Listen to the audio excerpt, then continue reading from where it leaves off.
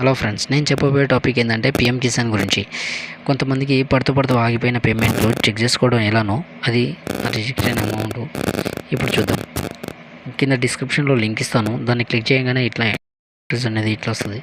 ఇలా వచ్చిన తర్వాత 3 లైన్స్ ఉంటుంది కదా, దాన్ని క్లిక్ చేయండి. దాన్ని క్లిక్ చేసిన తర్వాత పేమెంట్ స్టేటస్ దాన్ని క్లిక్ చేయండి.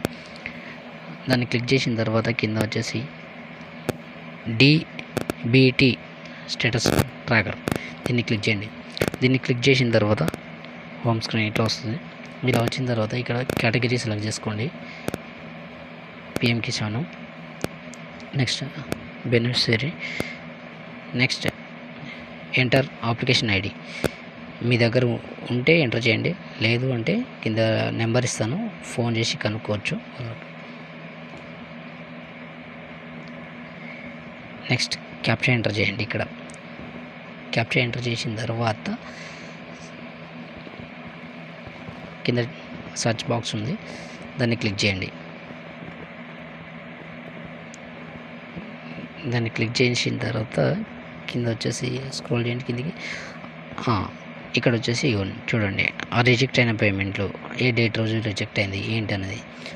ఇవి రిజెక్ట్ అయిన అమౌంట్ను ప్రజెంట్ పడేటి 5వ తారీఖు రోజు పడేటి పేమెంట్లు ఇవన్నీ మన ఖాతాలో జమ అవ్వాలంటే ఒక ప్రాసెస్ ఉంటుంది.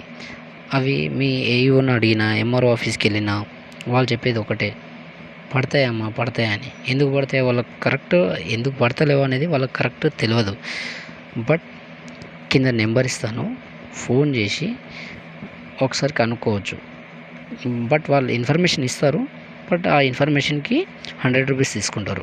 ఫస్టే 100 రూపీస్ పే చేసి తర్వాత వాళ్ళకు ఇన్ఫర్మేషన్ అడగచ్చు. లేదు, మీరు ఫస్ట్ కనుక్కున్న తర్వాత అంటే వాళ్ళు చెప్పరు, బట్ ఒక 100 రూపీస్ చేసి మొత్తం పేమెంట్ పడేటట్టు చూసుకోండి. Thank you.